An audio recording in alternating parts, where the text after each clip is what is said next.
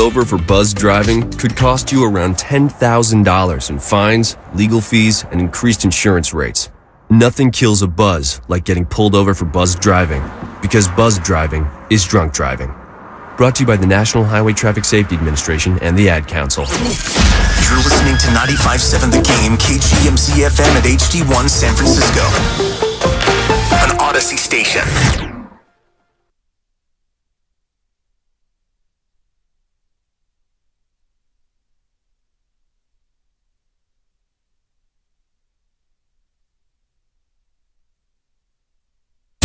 It's 5, and we're live. Oh, is this thing on? I don't care. I want him to hear. This is the Pregame Show, your early morning shot of sports on 95.7 The Game. Come on!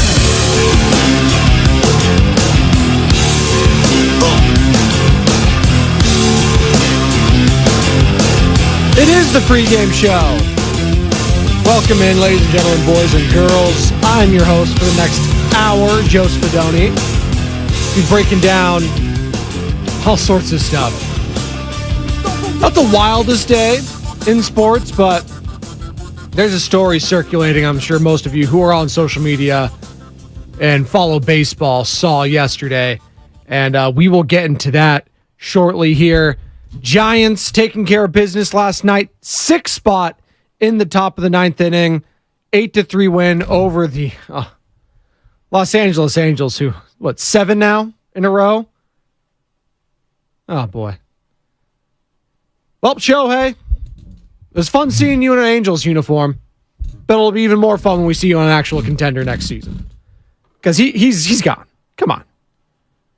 I mean, this guy's damn near crying in the dugout, watching his team blow leads to the Seattle Mariners, the San Francisco Giants of the world. He's gone.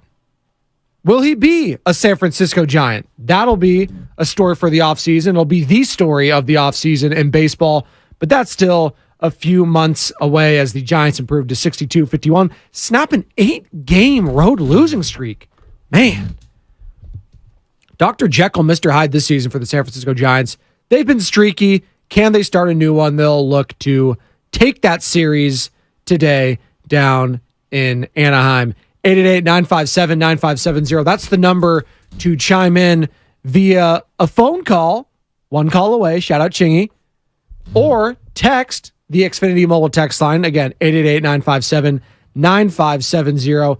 That is the number. You can also stream us live on Twitch, on YouTube, brought to you by First NorCal Credit Union. Yes, for all the hard work you do, pre-gamers, roasters, Steiny and Guruers, Willard and Dippers, all of you, we appreciate you.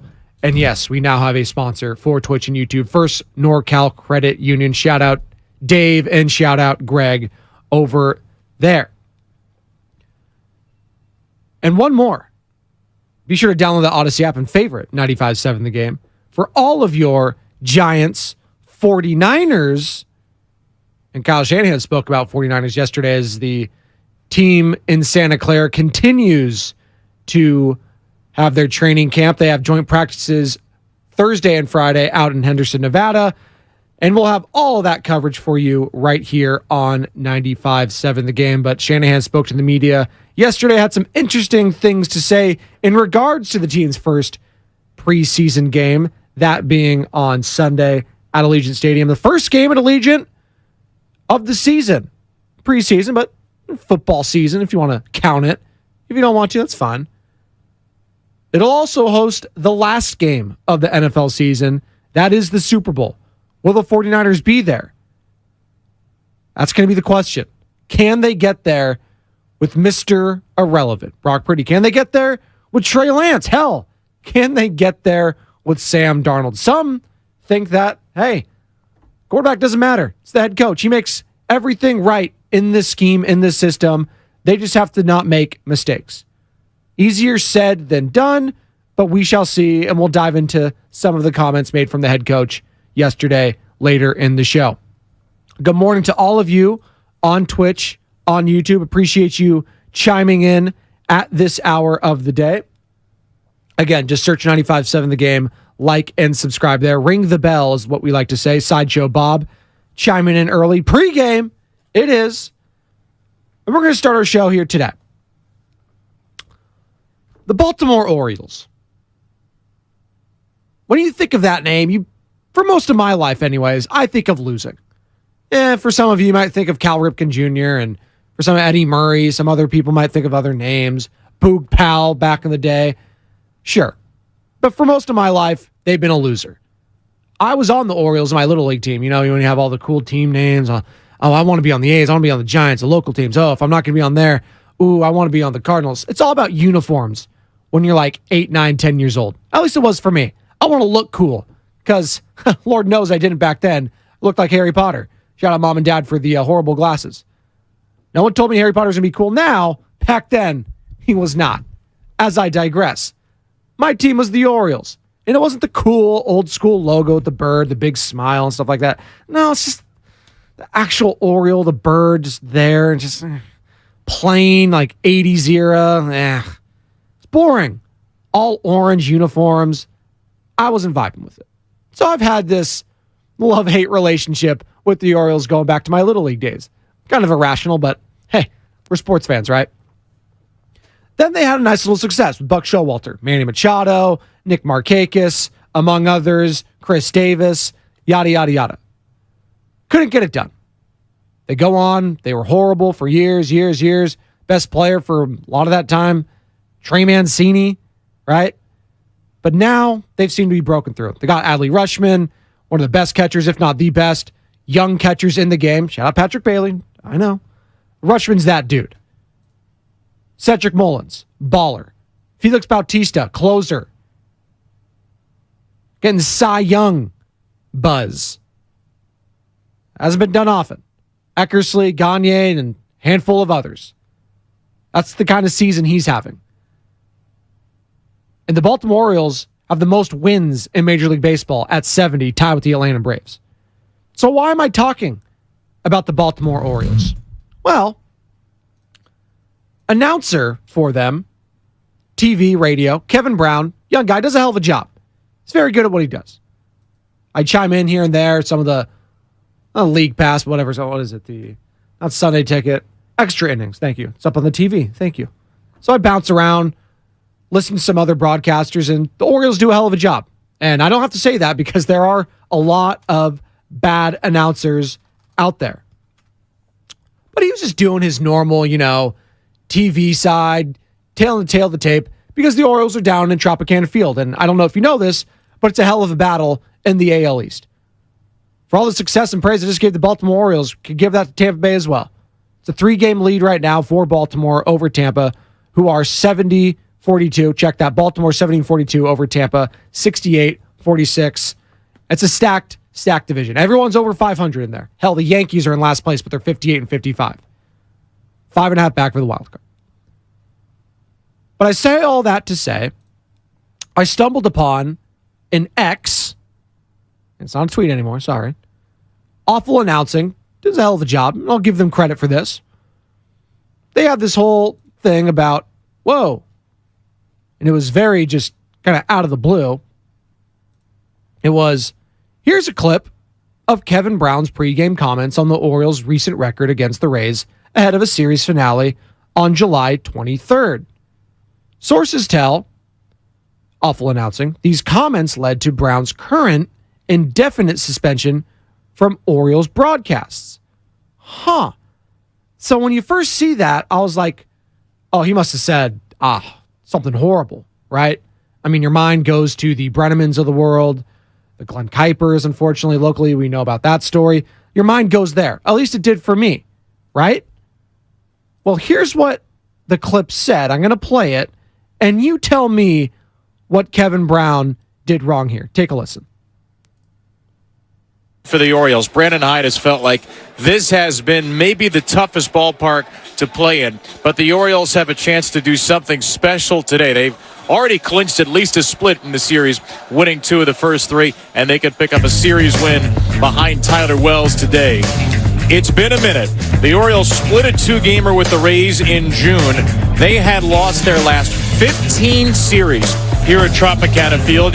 You have to go back to when our now colleague Brad Brock picked up the win in the series finale June 25th, 2017, the last time the Orioles won a series here at St. Pete.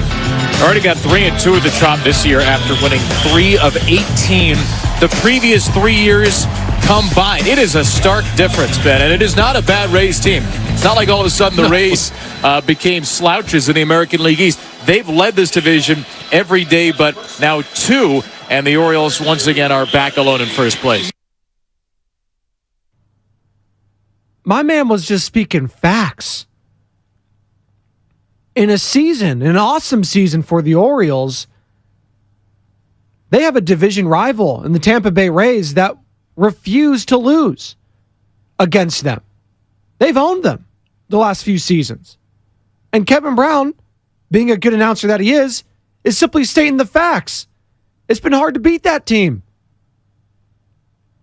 Now, Peter Angelos, who is the owner of the Baltimore Orioles, evidently did not appreciate those comments.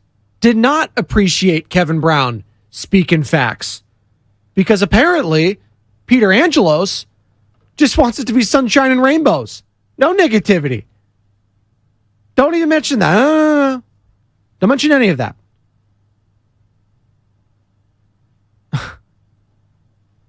It's just...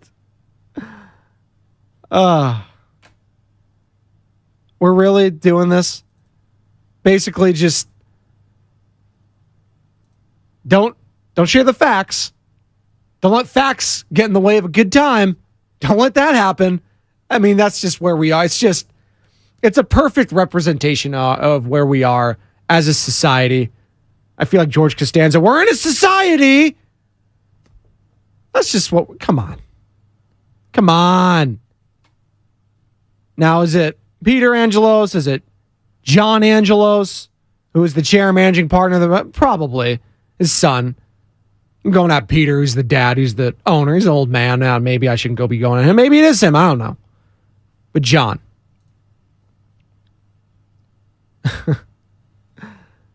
It's just... I'm trying to wrap my head around the concept of firing someone. In a day and age where dudes are getting fired for legitimate reasons, horrible things that are said, a la Brenneman and Kuiper, we got Kevin Brown over here, young guy, been with the team for 4 years, 4 seasons, getting indefinitely suspended for speaking facts. It's just absolutely wild to me. Absolutely wild. 888-957-9570. I would love for your thoughts on this, pre-gamers. That is the number to call or text the Xfinity mobile text line, as well as Twitch and YouTube. Just search 95.7 The Game, like, subscribe. That's all brought to you by First NorCal Credit Union as well. And also be sure to download that Odyssey app and favorite 95.7 The Game. Kevin Brown. What can Brown do for you? Well, apparently, you can't speak facts. It's not allowed. Absolutely not allowed. 415 on the Xfinity mobile text line. Orioles are owned by Peter Angelo or Kim Jong-un. There was a lot of memes I saw last night on X, amongst others. It's kind of what it felt like. Dictatorship. And we saw a little bit of this, I should say, down in Los Angeles with the Angels, and the quote-unquote coverage of the team wasn't positive enough. So whoever it was, whether it was Artie Moreno, someone else, owner of the team, they sent out notices. Hey, you can't have so-and-so on this podcast anymore. Hey, so-and-so can't be on this pregame show. So that's when you know it's getting bad. When you have a hands-on owner who has soft skin, can't deal in reality, and I don't even understand the gripe here. If you're the Angelos, is you're having a hell of a season, despite the Rays owning you still. You have a 3-game lead over that team. So, what's the issue here? Just zero negativity? It's not even negative. It's just a fact.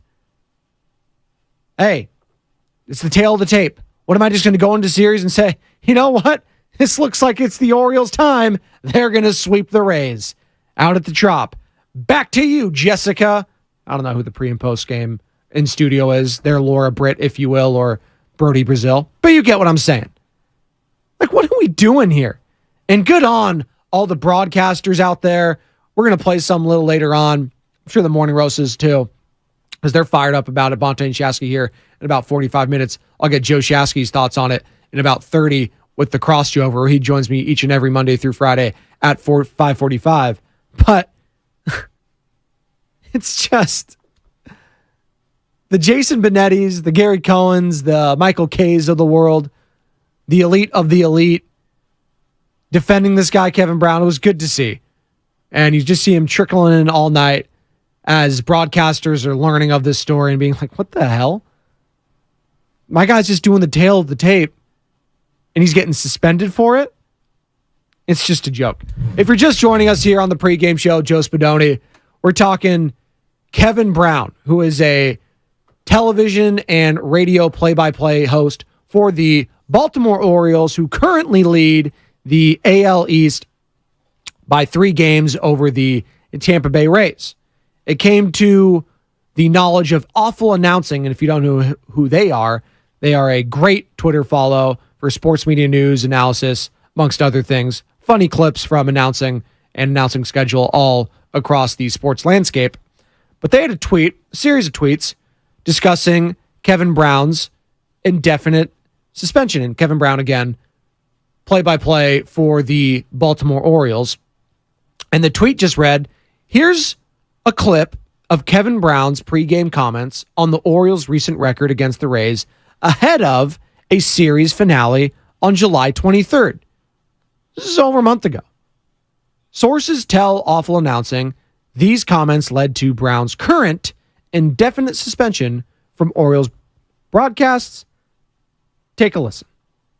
For the Orioles, Brandon Hyde has felt like this has been maybe the toughest ballpark to play in, but the Orioles have a chance to do something special today. They've already clinched at least a split in the series, winning 2 of the first 3, and they could pick up a series win behind Tyler Wells today. It's been a minute. The Orioles split a 2-gamer with the Rays in June. They had lost their last 15 series here at Tropicana Field. You have to go back to when our now colleague Brad Brock picked up the win in the series finale June 25th, 2017, the last time the Orioles won a series here at St. Pete. Already got 3-2 at the Trop this year after winning 3 of 18 the previous 3 years combined. It is a stark difference, Ben, and it is not a bad Rays team. It's not like all of a sudden the Rays became slouches in the American League East. They've led this division every day but now 2, and the Orioles once again are back alone in first place. Good morning to El Guero on the chat, on the YouTube chat. He says, good morning, Spadoni. What an absolutely lame way to fire an employee. I don't know if he's technically fired. I mean, indefinitely suspended. Is that basically the same thing? I don't know. But, like, really? And if you're Kevin Brown, do you even want to go back there? I mean, it's a major league job, obviously.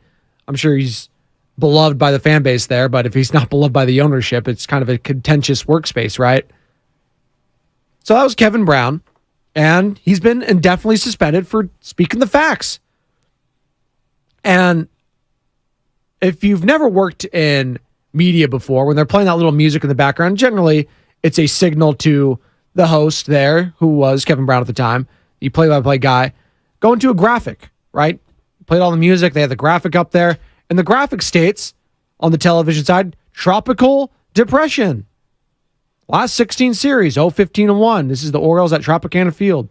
Last series win, June 23rd through 25th, 2017. This season, 3 wins in 5 games, and 2020 through 2022, 3 total wins in 21 games. So he's just reading off what the television side is providing. So this had to have been signed off by the PD over there, the director, the graphics person. Everyone was involved. Not just Kevin. Are they going to fire all those people too? And definitely suspend those people? Come on. What are we doing?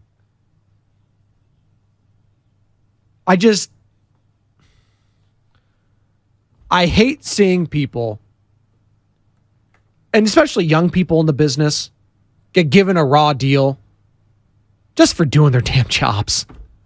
Like, it's one thing if he said something, and I totally expected Kevin Brown. I'm sure as most of you saw this, it's like, oh, boy, Kevin Brown, here's a clip of why he was suspended. I was like, oh, it's very vague. Oh, this is going to be cringeworthy. Oh, my goodness. And I'm sitting there for that whole minute reacting to it in real time like, did I miss something? Let me go back. And then you go back, and then you listen again. It's just like, you didn't say anything. And then you go to the comments. They're asking the same questions. What the hell did this guy do? What did he do? What did he do? And he didn't do anything. So we'll continue to take your calls and texts on that. Kevin Brown, I just wanted to open up my show with that because you know what? It's ridiculous. It's disgusting. And it's become all to the norm in today's society where we don't want to acknowledge facts. Facts get in the way of a good time, unfortunately, in today's society. Why talk about that when you can just talk about something else over here, the shiny new object, right? It's like, what is it, the mystery box? Family Guy? Hold on a second. You could have this boat, or you could have this mystery box. Anything could be in there, Lewis. Even a boat. It's like, come on. As I digress here, this is the pregame show. Joe Spadoni, 888-957-9570, the number to call or text, as well as hit us up on Twitch, on YouTube. And also be sure to follow me on Twitter at Spadoni_Joe. Not Twitter, X. We'll get there eventually. And go ahead and give Awful Announcing a follow as well on X. They deserve it after providing all that content for me this morning. Doing a hell of a job over there. Speaking of doing a hell of a job, the Giants getting back on track. What a win for them. Got him, and that's the ball game.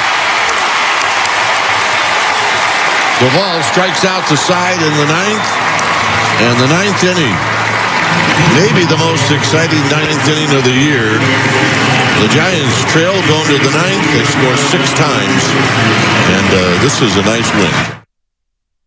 It was a nice win. Dwayne Kuiper on the call there for NBC Sports Bay Area as the Giants take out the Los Angeles Angels 8-3. Angels have lost 7 straight. Giants snap an 8-game road losing streak, I should say, down at the Big A of Anaheim. I'll be down there, actually, in a few weeks. Not a few weeks, maybe a month. Going down to Disneyland. Big D. That's not Dallas. It's Disneyland. And I'm petrified. Going down for the little guy's 4th birthday.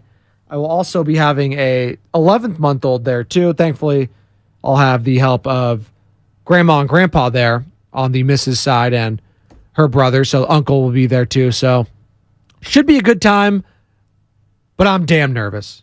I keep telling the missus, it's about the kid, so we don't want blow-ups. Don't want any blow-ups from anyone else. The only blow-ups we're going to be having is that kid. There'll be lines. It'll be hot. I get it. We all got to push through. This is a month away. I'm already. Oh, God. But it's about the kid, right? We'll see the love and joy through his eyes. The experience. And I was never a big Disneyland person. Never really. Maybe first or second time going down there. I've been maybe 4 times in my life. It's just, I don't know. I like Disney movies.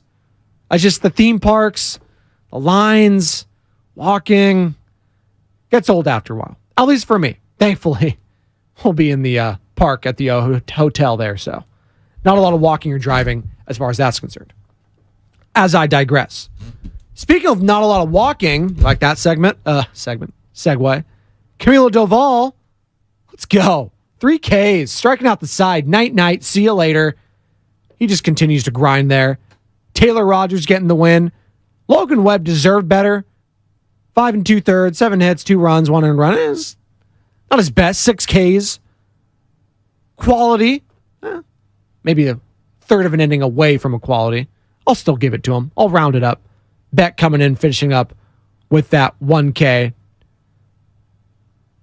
But what can the Giants do between now and the end of the month to earn your trust back, Giants fans? Have they even lost your trust? Because right now, if we're just going by MLB standings, as it pertains to the National League, they're 3 games up in the wild card over Cincinnati. They're 3 games up. Half game over the Philadelphia Phillies, who were idle yesterday.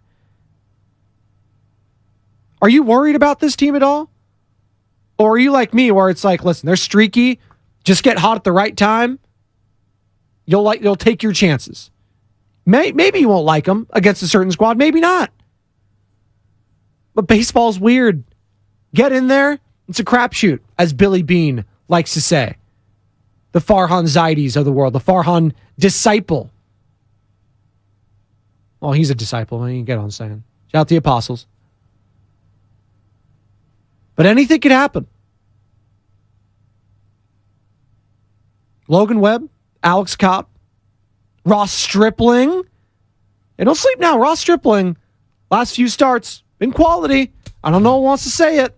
I'll say it. And I know the cynics out there are like, it's about damn time. And I get it. I mean, this was supposed to be a strength of the team, the starting pitching. Has not been. But as Bonte Hill likes to say at the Morning Roast, they have a World Series type of bullpen. If you get 5 or 6 innings, shifting it over to that bullpen with a lead or in the mix, you'll take your chances with some timely hitting. And they finally broke free yesterday. The bats have been awful. I think I saw somewhere where it was like outside of Wilmer Flores the last few weeks, they were batting like 199 as a team. I didn't know it was that high. That's how bad it's been for the bats in the orange and black. But they broke through yesterday, 6-run, 9th inning, and they take the first of that 3-game set down in Anaheim. We're going to take a quick break. Come on back. More of your calls and texts as it pertains to Kevin Brown and his indefinite suspension from the Baltimore Orioles. Just an absolute joke. Well, can you take your calls and texts on the Giants getting it done over the Angels?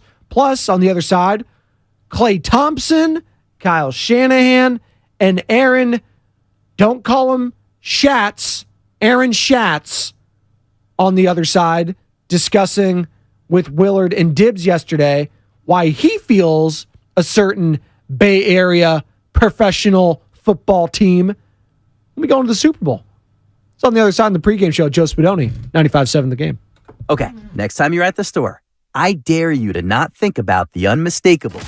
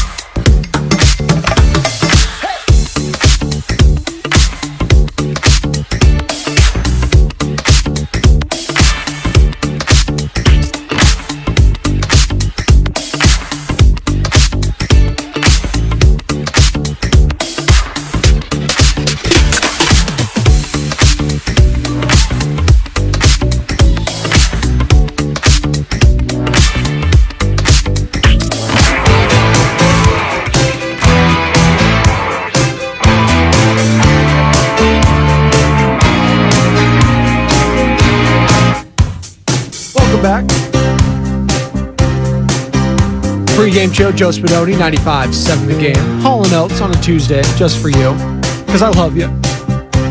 Good morning to all of you just getting off work, getting ready for work. Just stating the facts, if you're into that. Hopefully that doesn't get you canned from your job. Shouldn't. But some people live in non-reality. It happens. They're in fairyland, Candyland, wherever you want to go. I got one of the weaker games of all time, Candyland, please. It's all about Risk. Can we have a Risk type of Candyland game? Where the king of the gumdrops or whatever is battling over land with a fairy princess? I don't know. As I digress here on the pregame show, we've been talking Giants. We've been talking Kevin Brown's dismissal of the Baltimore Orioles. If you missed any of that opening segment, just search 95.7 The Game on Twitch and YouTube. You could rewind there. And that is sponsored by First NorCal Credit Union. Also be sure to download the Odyssey app, and you could rewind there. Check out the first segment. Download that bad boy, favorite 95.7 The Game, and a bunch of other stations. You got your Live 105s, Alternative Rock, Paramore, at Chase Center last night. It was a little makeup show. Someone was sick a few weeks ago, so they postponed it. Played last night. Much to the chagrin of me, because the missus was there, and I had both kids last night. Let's just say, trying to get a 3-year-old and an 11-month-old to fall asleep. It's very difficult, especially when one of them wants you the entire time. So, you know what? Let's all just get in bed. Let's go night-night. We'll figure it out later. And it worked. Wasn't the best sleep, but mission achieved. Speaking of mission achieved, is it mission achieved or mission accomplished with Nick Bosa yet? Not quite. They're working on it. Kyle Shanahan speaking to the media yesterday about it, and here's what he had to say. You've gone to John or Parag or anybody to just kind of get an idea where things are with Bosa? No, definitely not. How do you manage to just stay out of that? Easily. Just stay out of it. There's not much to ask. Nick? Stressful at all for you? No, not at all. Because I don't know if Bosa's ever done a training camp, and he's done pretty good. I mean, it's a little different when you're a D lineman. I mean, just how, you always, everybody wants people here, and you want to do that stuff, but it doesn't affect the team as much from a DN standpoint. I have as much confidence in Nick as any player I've ever been around in terms of how he prepares and everything, and I know they're going to get it right, both sides, and I'm excited for when I do see him. He's excited for when he does see him.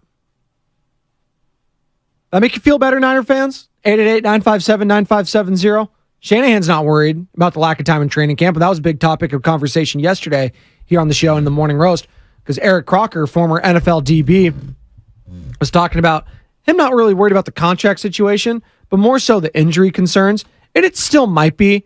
Listen, anytime you're missing a large portion of training camp or the entire thing, you're at risk for a soft tissue injury because your body hasn't quite ramped back up to that game day level.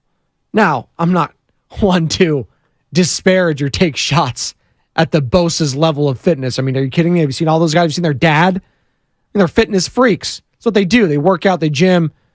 GTL, right? Gym, tan, laundry. There you go. That's Nick Bosa. Out in Florida. I don't even know if he's out there right now, but he's not with the team. And I think what Kyle Shanahan basically said there was, hey, I'm not worried. You shouldn't be worried either. So are you worried still, Niner fans, after listening to Kyle Shanahan? Or are you like him? Whatever. He'll get here when he gets here. I'll be there when I be there. What is that? Andre Iguodala. I hear that drop all the time on Steiny and Goo. Evan in for a Guru this week, doing a hell of a job. Caught that show yesterday. Talking a lot about, pressure and choking in sports because Megan Rapinoe missed a penalty very badly against Sweden, and Sweden obviously defeating them in the first round of the knockout stages. But this is an interesting topic of conversation, just the mental aspect of sports, and it got me thinking about pressure for the 49ers, and, big topic of conversation this offseason is who's been under the most pressure, who should be under the most pressure for this organization, top to bottom. It could be John Lynch, Kyle Shanahan, the coach. It could be whoever you want it to be.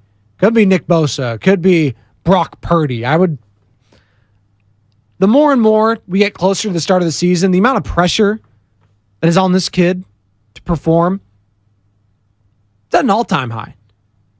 I don't think there is one person in this franchise currently that is under more pressure to perform this season than Brock Purdy. I don't even think it's close. I mean, here's a guy who took the league by storm in 8 games. You just think about some of the wins he had over the Cowboys, the hated Cowboys in the playoffs, over the hated division rival and gum-chewing Pete Carroll in the playoffs, over the GOAT, Tom Brady, destroying him, getting Purdy chants at Levi Stadium. I know Joe Shasky was out there giving those Purdy chants, and he's going to join me in the next segment, dropping off my coffee as we speak. I appreciate it. He was doing the Purdy chants at Levi's when they were destroying the GOAT. Were you at that game, Shasky, against the Bucks? You don't have to say no. You don't have to get on. Just say it. Yes, he was. Okay, there he goes. Oh, he wants to. He can't help himself. We're really going to, like, people are asking him about, they're asking players about Aaron Rodgers and comparing him to Drew Brees. We got to relax. I mean, we got to relax. I know the coach called him the real deal.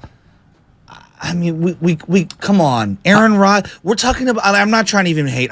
15 years of excellence. Unprecedented excellence of Drew Brees and Aaron Rodgers. I don't think people realize how difficult it is to crack the top 5 of the NFL, not just for 8 games. Year after year after year for 15 straight years. It's one thing for the callers to call in and say that because those are just Joe Schmoes or whatever after a game. You know, he reminds me of a Joe Montana, Drew Brees. Your own teammates are saying, Joe, I told you early in this season, I told you the expectations for this kid are out of control where his own teammates are comparing him to future Hall of Famers. We're going to get more into that on the other side. No, you're good. That's Joe Shasky. I'm Joe Spadoni. Cross you over next on the pregame show right here on 95.7 The Game. Listen to Kelvin. What he's about to say could change your life. I'm 6'2", and I was about 290. I lost weight fast. I trimmed down. Now I'm about 235. I'm probably at about 9, maybe 10% body fat. That's great. I lost probably at least 60 pounds in probably 3.5 months.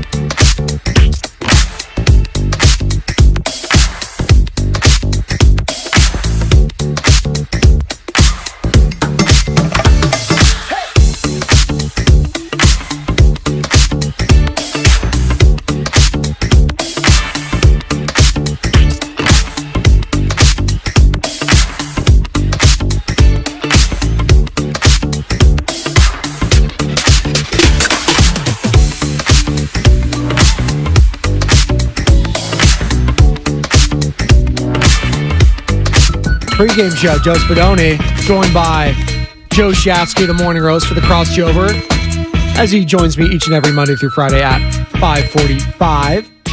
We were just talking a little Brock Purdy. And Joe, why don't you tell the audience what you heard yesterday as it pertains to the expectations of a Brock Purdy? And he's getting some Hall of Fame comps from his teammates. Look, it's the same thing I say about people that are like for example, right now, I always pronounce it wrong. So the kid Arias for the Miami Marlins. Arias, thank you. He's having an unbelievable year. Unbelievable year. 155 hits or whatever right now up to this point. He's batting like 380. He's having a great year. A great year. He's flirting with 400 for most of it, yeah. Unreal. He's a rookie. I know. Okay? So when you throw the Ichiro. Is that Arias a rookie? Yeah, he's basically a rookie. Basically, okay. Yeah. All right. When he's got traded for Pablo, whatever the guy's name is, who's now a Minnesota Twin pitcher. Okay, he was a Twin in the Twins organization, but never really played enough to get. Okay, got it. All right, but point being is like he's having a great year, but you'll see things like Tony Gwynn. Like, again, it's one thing to compare a guy's swing or something. It's something that he's on a Tony Gwynn trajectory. Yeah, it's like let's relax. Wait a minute here. Tony Gwynn did it for like 19 straight seasons. Okay, hell, he's like Ichiro. Ichiro had 12 consecutive 200 hit seasons. 12 consecutive. I know. All right. No one is saying that what these guys are doing isn't incredible. All I'm saying is, like, can we wait till they cut 4 or 5 or 6 or 7 years? Justin Jefferson has had one of the greatest starts to a career of all time. I recognize, hey, talent-wise, he might have as much talent as all those guys.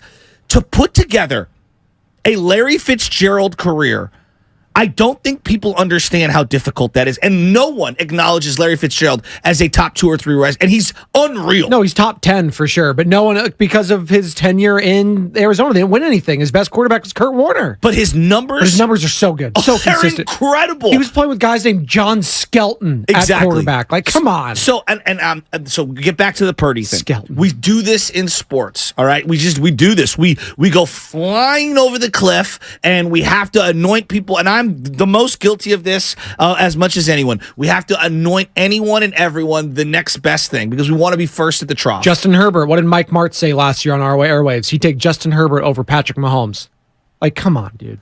And I know everybody looking at Brock Purdy and they're saying, well, he's not Jimmy. I'm not even going back to Jimmy. I have Colin Kaepernick PTSD, where I watched 2 seasons of Colin Kaepernick, half a year in 2012, what he did in the playoffs, which was more outstanding than what Purdy did in the playoffs. So just go back and look. I mean, if you want. I know you revisionist history on Kaepernick because you bring his name up and everyone's triggered.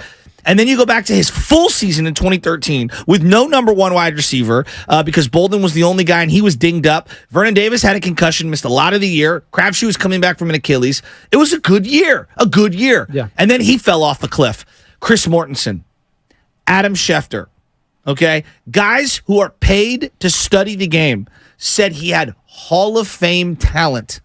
Ron Jaworski said he was going to be the greatest quarterback in the history of the NFL, Joe Shasky. Ron Jaworski, do you remember that rant? With a year and a half of footage. He truly believes. I know. And there were people like myself who would have probably taken Colin Kaepernick after a year and a half over Russell Wilson. Dude, everyone was doing the bicep, the celebration, stuff like that. Everyone loved it. No doubt. And so what I'm saying is this, is like, can the kid...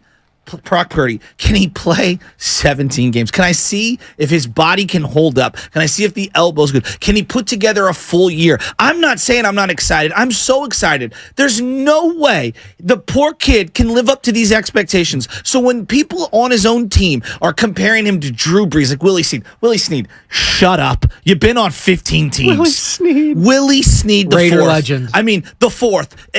I'm the third. Joe Shasky, third. Willie, you might not suit up for 4 games this year. Why don't you pipe down? Comparing him to Drew Brees, and I get it. You're at a podium. Somebody asks about the moxie and this and that. We're doing the kid a disservice.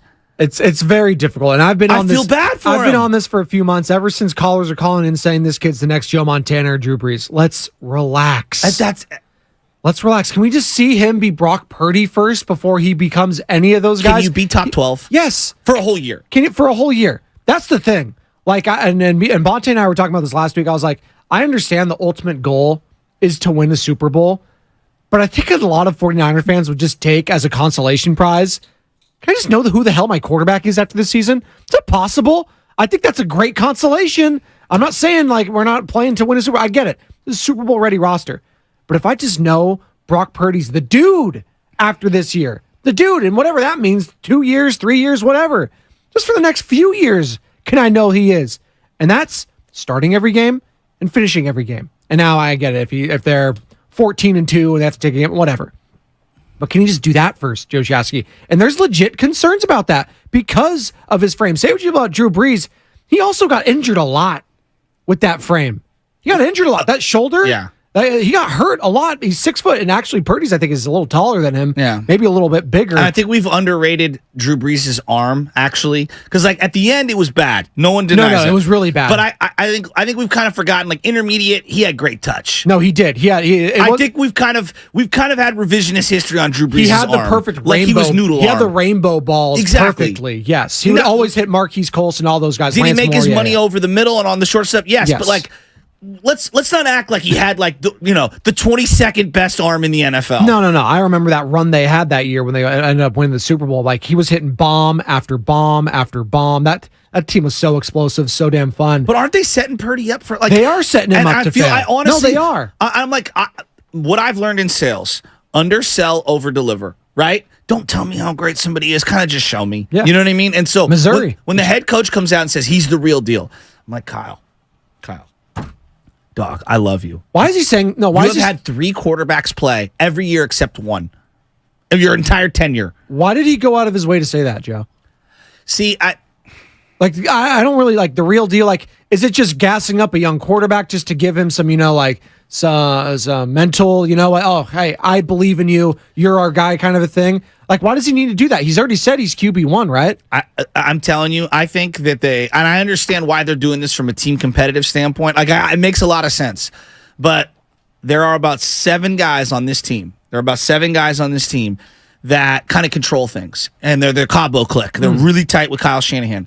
I'm getting a lot of, and this is just my sense from far away, I get a lot of Warrior vibes. There's the vets, and then there's everyone else. Interesting. There's this inner circle with the Niners, and then there's everyone else. And so what I'm going at is there's the guys that got paid and the guys that have not yet gotten paid. I think it's pretty obvious now in retrospect.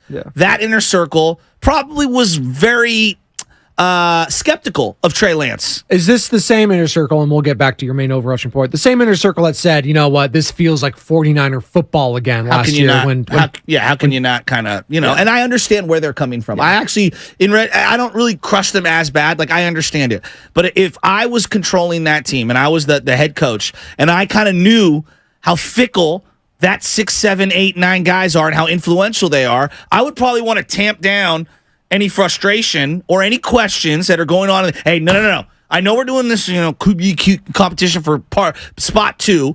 This is our guy. I would want to make it very loud and clear. Yeah. This is our guy. Absolutely.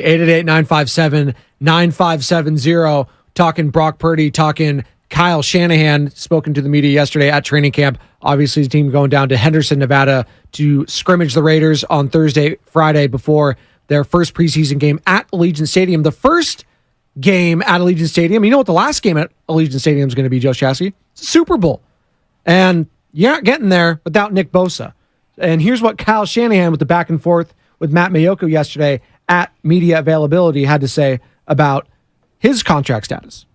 You've gone to John or Parag or anybody to just kind of get an idea where things are with Bosa? No, definitely not. How do you manage to just stay out of it? Easily. Just stay out of it. There's not much to ask. Nick. Stressful at all for you? No, not at all. Because I don't know if Bosa's ever done a training camp, and he's done pretty good. And it's a little different when you're a D lineman. I mean, just how you always, everybody wants people here, and you want to do that stuff, but it doesn't affect the team as much from a DN standpoint. I have as much confidence in Nick as any player I've ever been around in terms of how he prepares and everything, and I know they're going to get it right, both sides, and I'm excited for when I do see him.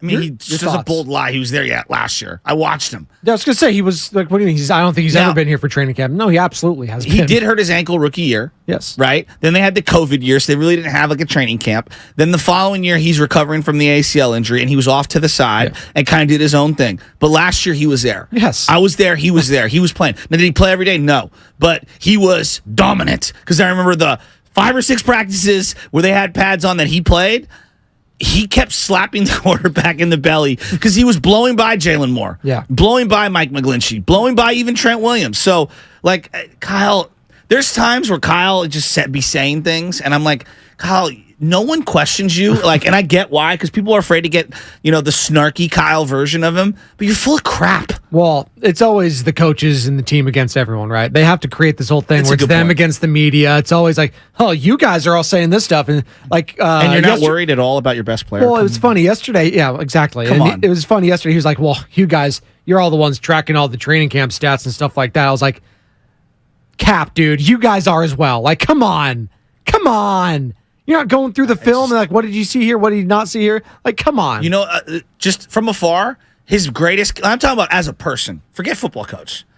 By far, his number one biggest character flaw is arrogance. Oh. The guy has no humility whatsoever. Well, I mean, let's just call it what it is. Look, dog, your daddy was the coach in the NFL. I was about to say. You were born on third base. Where do you think you Can you learned just it from? read the room a little every now and then? No one is saying that you can't be super arrogant. I know that's part of what makes you you and this, that, and the other. But there is this level, and just me, because I'll be real with you. I was born with not a lot. And I look at people that have a lot that don't understand how lucky they are to be where they're at. Yeah. And I look at them, I'm like, hey, dude, I don't think you've ever really been punched in the face by life. No. I think you need to, take a sniff and smell the flowers. Absolutely. Over here, bud. Of course, he's earned it and stuff like that. He's been a hell of a coordinator. He obviously got a leg up because of who his father was, but he ran with it. But you know what? He ran with it. Some guys, they get that little extra step and they don't do much with it. I'll give credit to Kyle Shanahan. He's gotten to this point, but his dad always. Mike Shanahan, you kidding me? It's totally surly all the time. My dad used to call him the lobster all the time when he get all red on the sideline. Well, that's the lobster man. That's the lobster man. That's always Mike Shanahan. You saw him at training camp too, by the way. Didn't you see Mike? That was great. Was he just wandering around on the side with the gray hairs? The same shoes as Guru wears. Skechers? No, they're like the the leather sandals. Oh God, are they? Oh, they're like Birkenstocks, kind of, but they look more. I call them the Jerusalem Cruisers. Jerusalem Cruise. Shout out JC. I mean, that's what I call them. That's great. Again, I just here's the thing. I don't worship people. I think a lot of people worship the coach at times. Oh yeah, just whatever sport it is, and we worship people. It's like, dude, they're just people, right? And that doesn't mean they're perfect. Well, I'm way far from perfect. People like to worship that, and I've seen it more and more when they agree with their certain off the field ideology. So whatever it is, if they're on this part of the political spectrum or this, I'm going to gravitate towards that person, and I'm going to hate this person. So we saw that great example yesterday with Megan Rapinoe. She choked. Don't like her political stances. I'm going to crush her in the U.S. Women's National Team. Steve Kerr, same thing. Oh, but I like so-and-so's on this side, so I'm rooting for them. And so it's just what it is now. People want to gravitate to what they like. I didn't know so many people cared about the women's soccer. It's not about that. I'm just going to give you a spoiler. It's not even about the soccer. And full disclosure, and I'm not trying to be, I'm not anti-feminine in any way or anti-women's sports. You just didn't care about the team. That's whatever. It's soccer in general. Well, also, it's hard. If it's at 2 a.m. That's the thing. It was in Australia, which is completely flipped on the opposite side of the world. I can't follow it. Like, if it's one thing, if it was in Europe and I'm watching the games early morning here, I can get more involved in it. Like when the U.S. men's national team will be playing here in 4 years. I will be getting into that because it's here in the USA. Same if it was for the women's side. We're up against it. That's Joe Shasky. He's coming up next with Bonte Hill. They'll get into more of the 49ers. Giants, big win last night against the Los Angeles Angels. 6th spot in the 9th inning to get the dub there, snapping an 8-game road losing streak. And I'm sure they'll have some things to say about Kevin Brown's suspension from the Orioles. That's all coming up next right here on 95.7 The Game. You're listening to